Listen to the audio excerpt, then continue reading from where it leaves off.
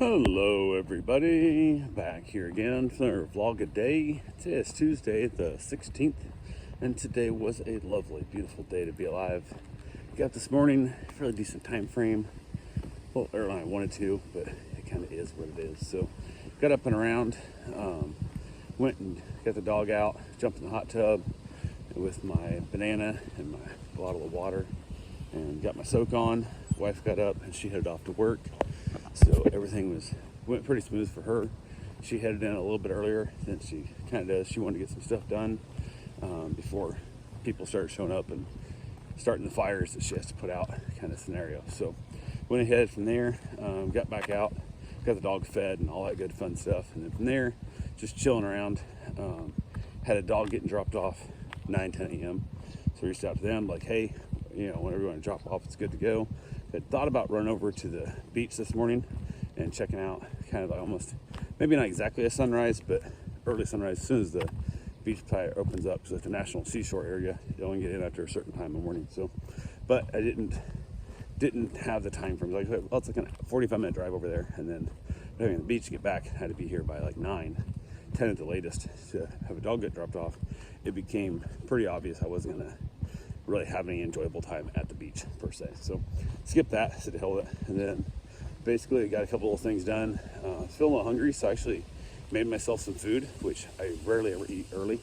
So it was kind of odd for me, but I've been eating weird lately and dinner and stuff. It's kind of been ever since I went out Sunday for lunch, and we did lunch with some friends of ours. It has screwed up my I guess my hungriness, my time frame. So yeah, I've been messed up in there. So was hungry though, which never happens in the morning. I rarely ever feel hungry in the morning. So went ahead and made myself some food, had myself some breakfast, and then the dog got dropped off, and I was like literally 4 bites away from being finished my breakfast.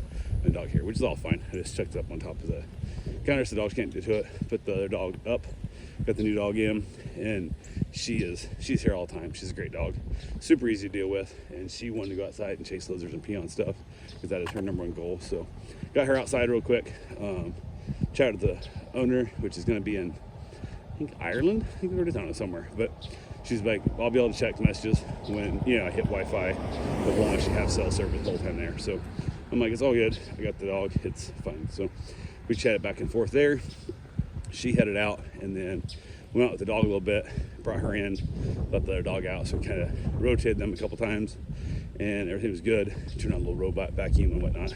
And the big dog, who's aggressive around other dogs, or not safe around other dogs, I should say, like started freaking out on the vacuum. I'm like, dude, you've had this vacuum around you like probably 25 times. What are you doing? Why today? So put the dog in the office. So I guess let the robot vac run. And then I got a message from the owner. Wanted to know if they could pick the dog up about noon. And I'm like, yeah, it's fine.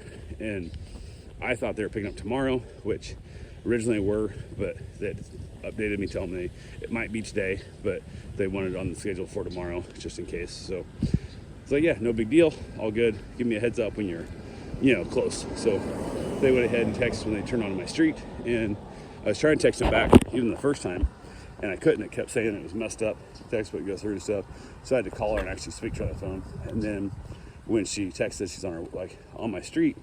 I text back, it didn't go through again either. So apparently other people should say, some other friends of hers that were trying to text her this morning that was messed up, and she's on, I think she said T-Mobile, who she's with, and said nobody's been able to text her yet today. So she's able to text everybody else, but they got to call her. They can't text her, which is weird. So her husband has had surgery. He was in surgery for like 11 plus hours of surgery yesterday, and it's a mess. So he's doing good. He's got some residual left over from the anesthesia. It's kind of got his memory off a little bit, and it's making him nervous. And he's not a young man, none of us are anymore, but we talked about that, how he's extra up in his head about it because he's thinking he saw the nurse twice, the nurse only came in once, and now he's all concerned and thinking that he's got some like Alzheimer's stuff kicking in and whatnot. And I'm like, well, he went through a lot. Like, he just had an 11-hour back surgery. Like, it's going to be stressful as shit on him. So we chatted a little bit into whatnot, and then she said he'll be in there for like minimum 2 weeks for rehab and basically recovery and whatnot, which is crazy. So, and they also asked like an iPad and stuff for him to watch. I recommend some headphones for him to get. And she said that all over the paperwork it says do not bring any electronics. And I'm like, oh, there's no way in hell I could sit in there and not have like my phone or my laptop or iPad or something. Like, there's just no way. And she's like, it's probably just that worried about people getting it stolen, because after all, shit can happen really easily. So if you take a cheap ass laptop or cheap ass iPad, they don't care if it's stolen that much. Just take off all your bank information on it just in case, because you wouldn't want that risk out there. But who gives a damn? Take him a laptop, save him an iPad, something. You can get an iPad now for $150. Like, they're cheap. Like, go get a used iPad, an older model, and let him watch YouTube and whatever, something. So, but I said I'm a big fan of the open ear headphones, because you guys will hear it. Nurse walks in, it won't startle him. He's gonna hear him come in, and he won't be disturbing everybody else by listening to stupid cat videos on YouTube extra loud. So, and she goes, actually, that's a brilliant idea. I'll have to look into a pair. So, because you're gonna be here for 2 weeks, it's, I mean, decent set's $80. A good set is $125. So, who cares? Buy a good set of headphones. So, she thought that made sense. She was gonna look into it. So, yeah, it felt decent there. Got the dog given back all the bed and the food and all that stuff. Went back out and basically hung around with our dog. We just chilled out for the day. Got a few things done here and there, a little yard work and whatnot, just chilling out. Reached out to a bunch of friends. Yesterday I decided I was gonna go out this evening, and I had plans going over towards Kissimmee area, and I'd reached out to a handful of my wife, said she wanted to go, which I thought was odd, because I even asked her this morning, like, are you sure you want to go? Because normally you didn't like, going out, especially on a Tuesday. And she's like, yeah, sounds like a good time, blah, blah, whatever. So I was like, cool. So reached out to a shit ton of people I know, kind of in the area, kind of also like to go there. And ended up with a few people who were trying to also go as well. So I'm like, cool. And I'm like, great, that'll be awesome. So everything's good to go. Came time, finally went and got my run in. And was really looking forward to actually hanging out with other people. Kind of know through fringe of, like, they're on the fringe of our friendships. Like, they've never been to our house kind of thing, but we've been to other events and stuff with. So I was excited about it. But went ahead and said, hell with it. And from there, went and got my run in, got back, grabbed my shower, and I was getting out of the shower when my wife got home, and I was like, hey, I got some information about tonight and whatnot. Are you still, I stopped, I'm like, well, no reason to tell you. I said, are you still going? And then she's like, what information? I'm like, well, that doesn't matter, because if you're going or not, because I didn't want to say, hey, I got people we kind of know that also are going to be showing up, and then she felt obligated to go, because I know she didn't really want to go to this damn thing. And why she said she wanted to go, I don't know. I've been planning all day of going with her, so it changes your mindset of how you're going to do stuff. And then she's just like, I'm not wanting to go then. And I'm like, okay, what the hell? So then I told her what they were. She goes, well, if I'd known they were going, I would have went. I'm like, then you're feeling obligated to go because of other people that may be going. Like, the fuck am I supposed to do here? I'm trying to help you. And then she's like saying it's my fault because I didn't want her to go. And I'm like, nothing about this said I didn't want you to go. I asked you why you wanted to go, because if I tell you I'm going to have cottage cheese and tomato tomorrow for dinner, and I know you hate cottage cheese and tomato, and then you go, oh, I want that for dinner tomorrow. And I ask you in the morning, like, hey, why do you want cottage and cheese for dinner tomorrow? And you're like, I just do. And I'm like, okay, cool. And then tonight you come home, like, you still want cottage cheese and tomato? And you're like, well, not if you don't want me to. I'm like, the fuck? I didn't say. I didn't want to make you a bowl of cottage cheese and tomato and have you not eat it or not enjoy it. Then I have to drive 2 hours back home because you didn't enjoy the cottage cheese and tomato. I'm like, what the fuck? So we got into it back and forth a little bit. It's just one of those stupid ass things where she's reading into shit when I ask like legitimate question of, hey, why are you want to do this? And she's reading it as, why do you want to do this to me? And as opposed to, why do you want to go? Like, I'm excited you're going. I want you to go. I told other people you're going. Like, I'm looking forward to being there with you. And then you shit all over it. So then my brain's all fucked up. So now I don't even want to go because I wasn't planning on going alone. I was planning on being there with my bride, which is crazy. So in the whole process of all that, I had a guy reach out. He had a motorcycle for sale on Marketplace. I'd reached out to a few weeks ago that he was going to be out of town for a couple weeks, and then got back in town and said, hey, do you want to come look at it? Yada, yada, yada. And didn't work out. I was going to look at it yesterday. I didn't. I was kind of looking at it today, and I'm like, well, what's your address? He's right here in town. And I thought, well, if he's heading towards the north, at that time, I still thought we were going towards Kissimmee. So we're going to go to New Smyrna, then head west to go to Kissimmee. We could stop on the way. It'd take me 10 minutes to look at the motorcycle, at least get the general gist if I wanted or not, kind of thing. And he told me it was like the wrong way. It's like 10 minutes south. So that's going to add at least 40 minutes onto my drive because I got to drive 10 minutes the wrong way, look at the bike for 10, 20 minutes, then drive another 10 minutes back. That adds at least 40 minutes to it. As opposed to it's on our way, it's going to add 10 minutes or 15 minutes to the drive. So I was like, hey, nope, we're going the wrong way. We're going north. So maybe sometime later we can look at it. And then I got thinking about it. I'm like, well, shit, we're not going to Kissimmee. Might as well go with that motorcycle. So I asked her, I said, hey, do you want to go with the motorcycle? And she goes, sure. I'm like, are you going to go for a ride with me on it? I can test drive.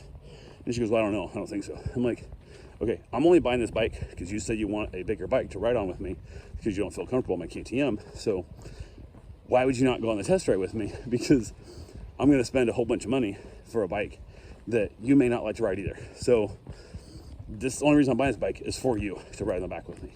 This is not the bike I would buy if you are not going to ride with me. And her answer pretty much was, well, yeah, but I don't want to ride on the back right now.